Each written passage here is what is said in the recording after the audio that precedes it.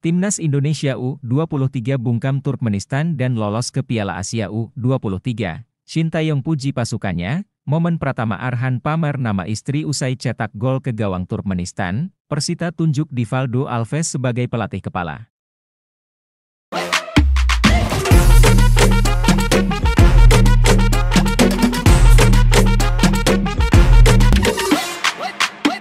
Timnas Indonesia U23 bungkam Turkmenistan dan lolos ke Piala Asia U23. Sintayong puji pasukannya, kemenangan meyakinkan berhasil diraih Timnas Indonesia U23 saat menghadapi Turkmenistan U23, Selasa, Desember 2023.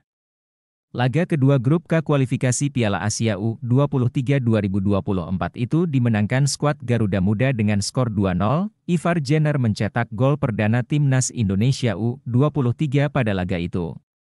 Sepakan kerasnya pada menit ke-40 tak mampu dibendung kiper Turkmenistan. Pratama Arhan menyempurnakan kemenangan Timnas Indonesia U23. Bola hasil tandukan pemain bernomor punggung 12 itu pada akhir babak kedua kian membuat tim tamu merana di Stadion Manahan. Kemenangan itu mengantarkan Timnas Indonesia U23 berlaga di Piala Asia U23 2024. Sang pelatih, Sintayong pun senang dengan pertandingan itu. Secara khusus, dia berterima kasih kepada para anak asuhnya. Momen Pratama Arhan pamer nama istri usai cetak gol ke gawang Turkmenistan. Timnas Indonesia U23 mencetak sejarah dengan untuk kali pertama lolos ke putaran final Piala Asia U23 yang akan berlangsung di Qatar tahun depan. Pasalnya pada pertandingan kedua atau terakhir grup K kualifikasi Piala Asia U23 2024 di Stadion Manahan, Solo, Selasa, 12 September 2023, Timnas Indonesia U23 mengandaskan Turkmenistan 2-0. Momen unik terjadi ketika bek sayap Pratama Arhan membukukan gol kedua tim pada periode injury time. Pemain yang berkarier di kasta kedua Liga Jepang ini melakukan selebrasi dengan memperlihatkan kaos bertuliskan nama istri. Pratama Arhan memang baru saja menikahi Aziza Salsha di Jepang pada 20 Agustus lalu.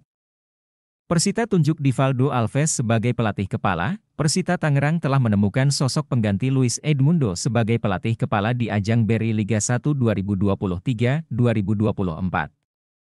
Hari Selasa, 12 September 2023, skuad berjulukan Pendekar Cisadane menunjuk pelatih asal Portugal, Divaldo Alves. Divaldo Alves tentu bukan nama asing untuk sepak bola Indonesia. Karena pemegang lisensi Pro UEFA ini pernah menangani PSMS Medan, Persijap Jepara, dan Persebaya 1927. Sosok berusia 45 tahun berkebangsaan Portugal ini tanpa klub sejak 14 April 2023 lalu, usai tak lagi melatih Persik Kediri, Divaldo Alves pun merasa senang dan tertantang untuk bergabung dengan Persita. Senang dan bahagia bisa berada di sini. Saya mengetahui Persita memiliki potensi besar untuk bisa memperbaiki posisi di musim ini, ujar Divaldo Alves.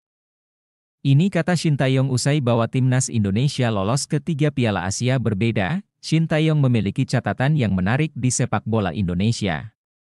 Pelatih berusia 52 tahun itu sukses membawa 3 Timnas Indonesia di level kelompok umur yang berbeda untuk berlaga di Piala Asia. Timnas Indonesia Senior dan Timnas Indonesia U20 sudah dibawa Sintayong lolos ke Piala Asia. Terbaru, Timnas Indonesia U23 melakukan hal yang sama. Kepastian itu didapatkan usai Timnas Indonesia U23 menang 2-0 atas Timnas Turkmenistan. Kemenangan yang diraih Selasa, 12 September 2023, malam di Stadion Manahan, Solo itu membuat Garuda Muda menjadi juara grup K kualifikasi Piala Asia U23 2024. Sintayong bahagia dengan pencapaian itu. Ex-pelatih Timnas Korea Selatan itu merasa sepak bola Indonesia sudah mengalami perkembangan yang cukup bagus. Memang menurut saya sepak bola Indonesia sangat berkembang, seperti yang dirasakan masyarakat, fans, dan wartawan pasti juga merasakan perkembangan sejauh apa, ujar Sintayong selepas laga. PSIS Semarang resmi lepas bek Timnas Indonesia U20 ke Persipura. PSIS Semarang resmi melepas salah satu pemain mudanya, Brandon Skeuneman, menuju Persipura Jayapura. Pemain keturunan Indonesia-Jerman ini bakal menjalani masa peminjaman. Pada musim ini, Brandon Skeuneman memang kesulitan menembus tim utama PSIS Semarang di BRI Liga 1 2023-2024. Di sektor pertahanan, persaingannya memang terhitung sangat ketat. Chief Executive Officer, CEO, PSIS Semarang, Yoyok Sukawi, secara resmi menyampaikan transfer ini. Brandon bakal membantu perjuangan Mutiara Hitam yang berkompetisi di Liga 2 2023-2024. Menurut Yoyok Sukawi, keputusan Mahesa Jenar meminjamkan pemain kelahiran Malang, Jawa Timur, ini tak terlepas dari minimnya menit bermain yang didapat Brandon Skeuneman pada musim ini. Yoyok juga berharap Brandon bisa mendapat menit bermain yang lebih banyak bersama Mutiara Hitam.